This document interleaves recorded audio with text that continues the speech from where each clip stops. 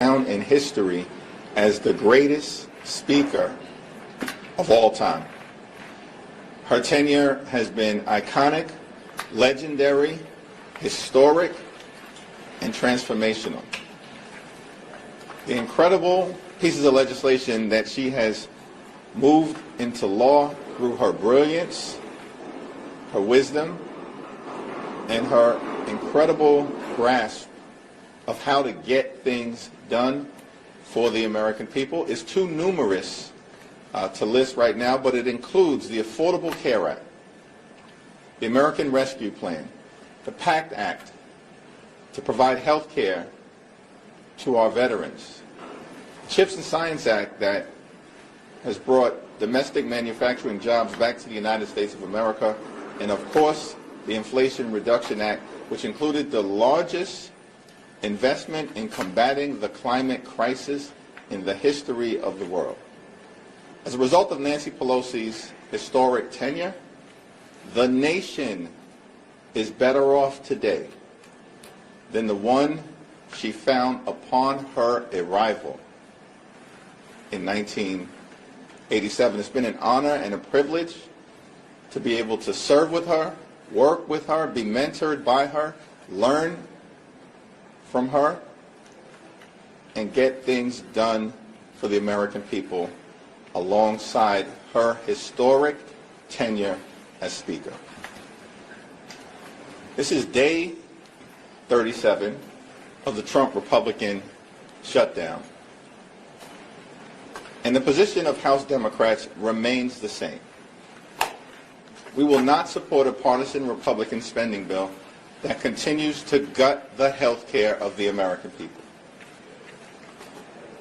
We're ready, we're willing, we're able to sit down with our Republican colleagues anytime, any place, in order to reopen the government, to find a bipartisan path forward, and to decisively address the Republican health care crisis that continues to crush people all across the country.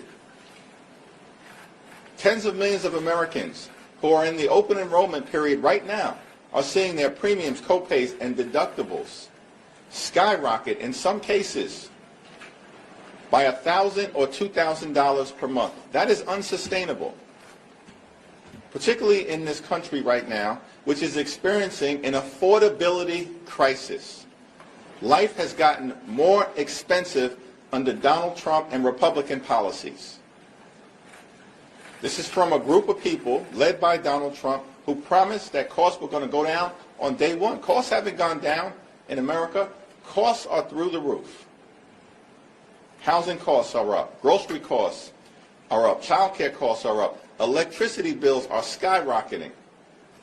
And now, because of the Republican refusal to extend the Affordable Care Act tax credits, health care premiums are going to drive some people into medical bankruptcy, and tens of millions of folks won't be able to provide a doctor when they need one. That's why we have to decisively address the Republican health care crisis. And that's why we need Donald Trump to show some leadership. Stop hiding. Show some leadership. Direct Mike Johnson and John Thune, both of whom work for you. Donald Trump is the puppet master of congressional Republicans.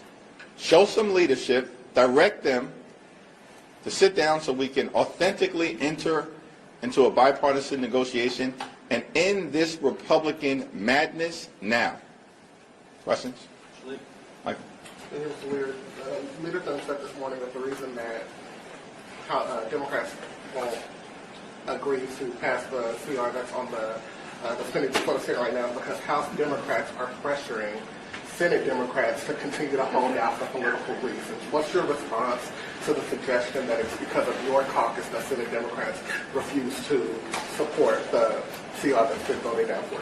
Under the leadership of Chuck Schumer, Senate Democrats have been brave and courageous in standing up for the health care of the American people. The Republican health care crisis is not a made-up thing. It is devastating people all across this country, in rural America, urban America, working class America. small town America, suburban America, the heartland of America, and in black and brown communities throughout America. It's not a made-up thing, the Republican health care crisis, as Marjorie Taylor Greene continues to acknowledge. It's a real thing. The largest cut to Medicaid in American history. 14 million people or so are going to lose their health insurance because of what Republicans did in their one big ugly bill. Hospitals and nursing homes and community-based health centers are closing as we speak all across America, including in Louisiana. Mike Johnson and Steve Scalise could care less. They're doing in their own constituents. These things are happening because of the Republican health care crisis.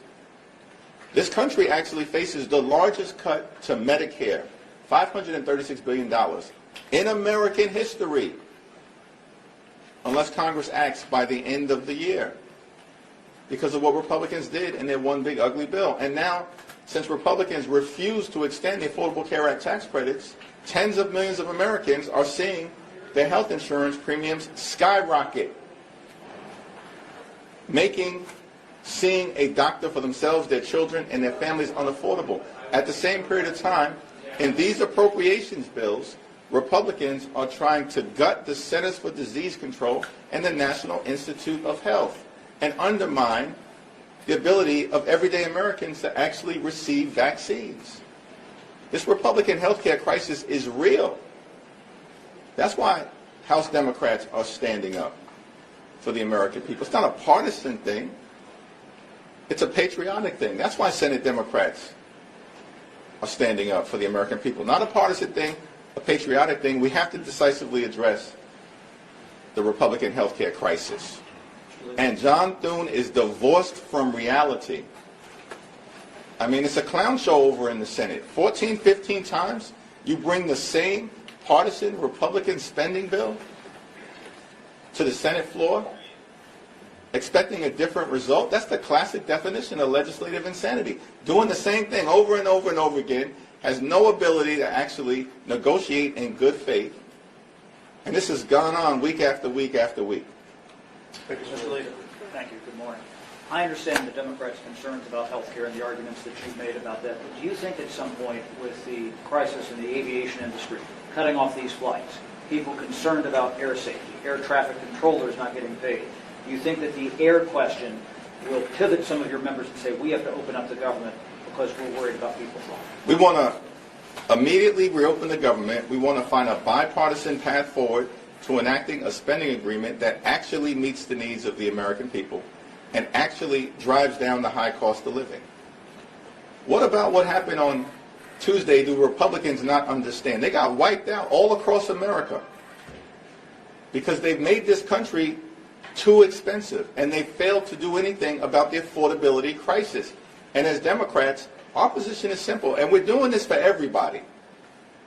Whether you're a Democrat, a Republican, an independent, we're doing this for everybody.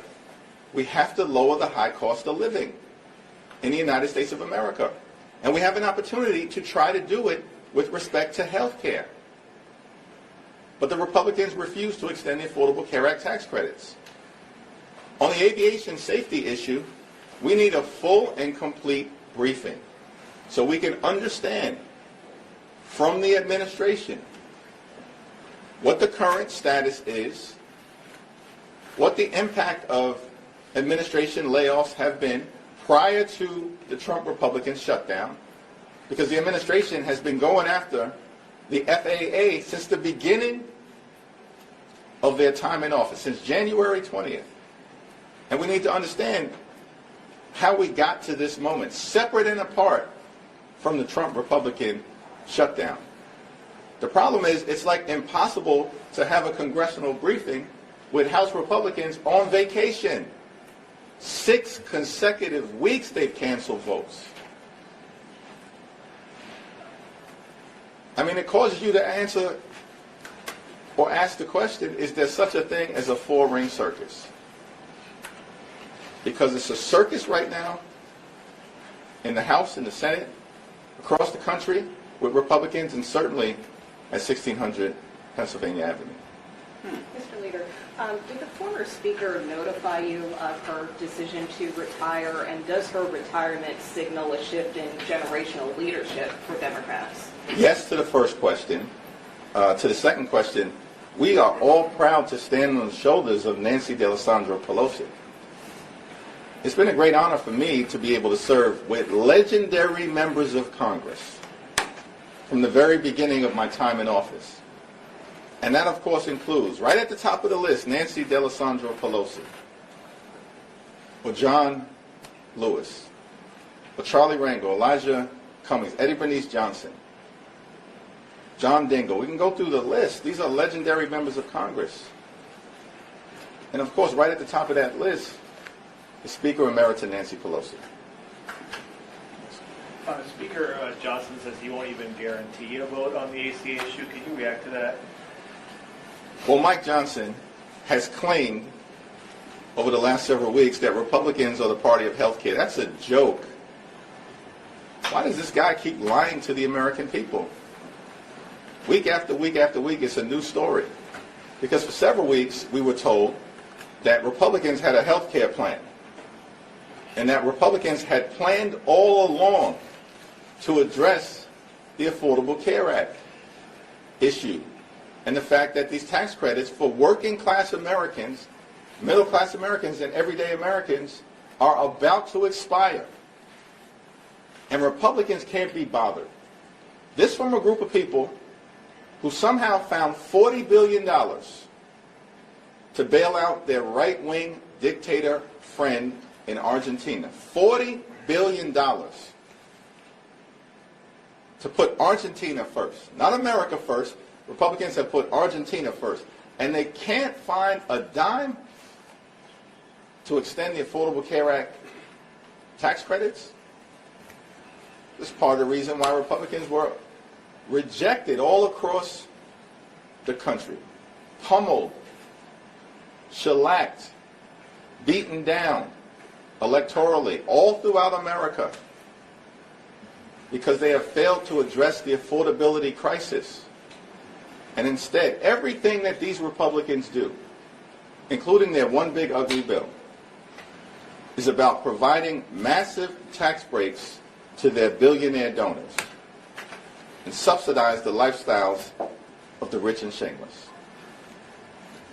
Thank you, Leader Jeffries. With Speaker Emerita Pelosi not seeking re-election, this coincides with Mayor-elect Mamdani in New York City. So as he is on the shoulders of Speaker Emerita Pelosi and looking ahead, how will you work with him to make New York City better? Well, as I've indicated, it's incumbent upon all of us, everybody in New York City, to make sure that the mayor-elect is successful. People who supported him and people who did not support him. There's a time for politics and there's a time to govern. And when the mayor-elect is inaugurated on January 1st, it's a time to govern. Just going off of that question then, how would you advise the mayor-elect to approach the president in how Trump has been threatening to withhold federal funds from New York? I guess how would you advise him to go about handling? Yeah, those private conversations will remain private, but we are not going to let any toxic president, attack the people of the city of New York. Thank you, Mr. Leader. So you're saying that you want a bipartisan deal and that you have to address health care. I just want to clarify with you then. What you want is an ACA subsidy extension to be either in a CR or a legislation that will get a vote and will pass? We're not going to negotiate the specifics in public, but as we've repeatedly said, we have to decisively address the Republican health care crisis, and that begins with dealing with the Affordable Care Act tax credits. To build off of that, would you see, because it seems conversations are continuing over on the Senate side, at least amongst the rank and files, about would you see a standalone ACA vote as a cave, and what is your advice to those rank and file members? What we have repeatedly said as House Democrats is that we will consider anything in good faith that is sent over to us from the Senate in a bipartisan way. But it has to have a path toward decisively addressing the Republican health care crisis, beginning with an extension of the Affordable Care Act tax credits. All right, lastly, let me just say, Trump has stunningly made the point that the economy in this country is going well. It ain't going well. Everyday Americans know that they are working hard, they are playing by the rules, and they cannot get ahead. They can barely get by. The cost of living in this country is way too high, and Republicans are clearly out of touch, focused solely on the wealthy, the well-off, and the well-connected. As Democrats, we're going to continue to work hard to drive down the high cost of living, to fix our broken healthcare system, and to clean up corruption, to deliver an America that works for working class people. Thank you, everyone. Thank you.